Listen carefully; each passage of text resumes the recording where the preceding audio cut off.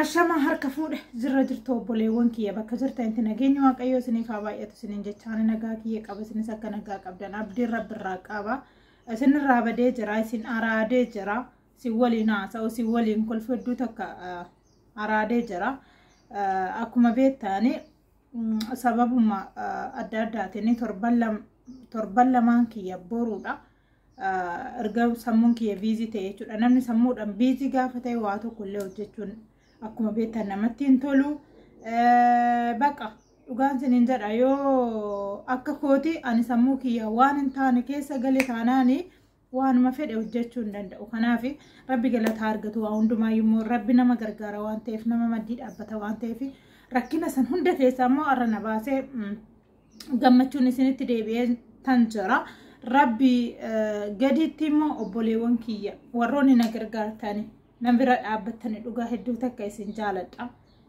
abalu jedheeti si waamu baadhu sooriin siniin jedha maqaa namaa immoo akka abalu akkas naa godhe abalu akkana naa godhe abalu akkas naa godhe jechuun gurraa miti rabbuma biratti galanni keessan bilisummaa isiniif haa ta'uun siniin jedha hedduu takka isin galateeffadha hedduu takka isin jaaladha hedduu takka isin kabaja rabbi rakkina isiniin agarsiisine waa hundumaayyuu yoo tokko ta'anii waa hiikuun ni danda'a akka danda'amu argee jira dhugaan siniin jedha miidiyaa kanarratti ani wanni irraa tokko barumsa argadhe jechuudha rakkoo sitti dhufe yoo gadi baatee dubbatte jechuudha rakkoon keessan furmaata argata sinii galee kanaafi ani karaa kanaan hedduu takka itti fayyadamee jira kan kanaa oliitis immoo ganaan itti fayyadamee abdiin qaba galatoomaan siniin jedha akkanumatti waan beektan irratti waan dandeechan irratti waan karaa rakkinaa yookiin karma fedheeyyuu waan karaa beektan daandii yoo wal qajeelchitanii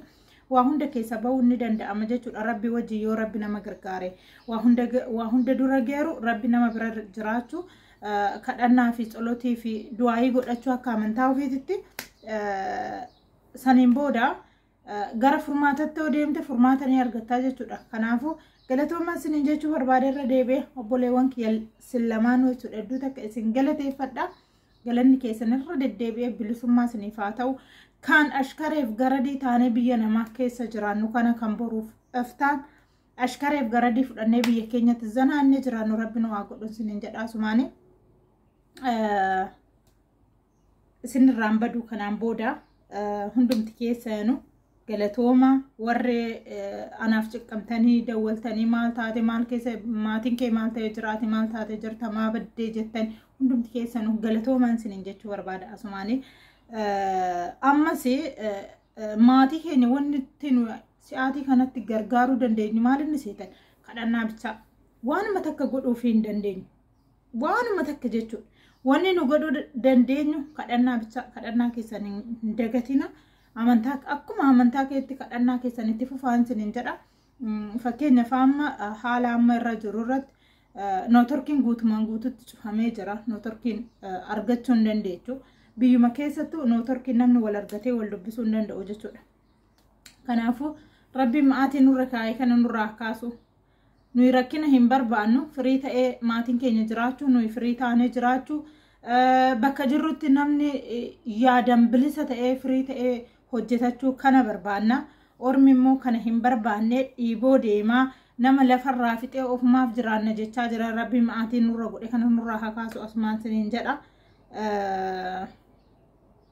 waan biraa waan siniin jedhu qabu kadhannaa keessan itti fufa kan kanaan booda isinirraa hin badu isin waliin jira isinis akkana waliin jirtan abdiin qaba wanni nan isinitti dhaammachuu barbaadu namni gaafa waan tokko gadi bayeetoo dubbate akka waan namni sun yookiin bu'aa barbaade yookaan immoo waan mistira isaa sana gadi bayee dubbachuu barbaade akkasitti nassaabina namni gaafa furmaata dhabu waan san daandiitti ku gaafa dhabu isinitti bayee himata jechuudha akkasitti fudhadhaan dubti keessanu namni tokko gaaftu waan tokko dubbate wii akka nama waan ambiraatitti haasa'u yookiin waan ambiraati keessa akka hin galina furmaata isinirraa barbaaduuf isinitti ba'a yoo dandeessan furmaata godhaafi yoo dadhabdan immoo bira kutaa malee waan adda addaa hin jedhiina siniin jechuu barbaada asumaan lammaffaa immoo yoo rakkatte yoo rakkinni sun humnaa ol sitti ta'e waan qabdu irratti bayii dubbadhu tokko keessaa tokko lama keessa lam tokko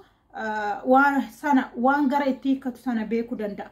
Daandii qajeelchuu danda'a waan ta'eef kophaa kee irra ciistee rakkina hin dabarsin, rakkina waliin dabarsin isiniin jechuu barbaada. Ofirratti waan argeef osoo nanan zimmedhee jechuudha.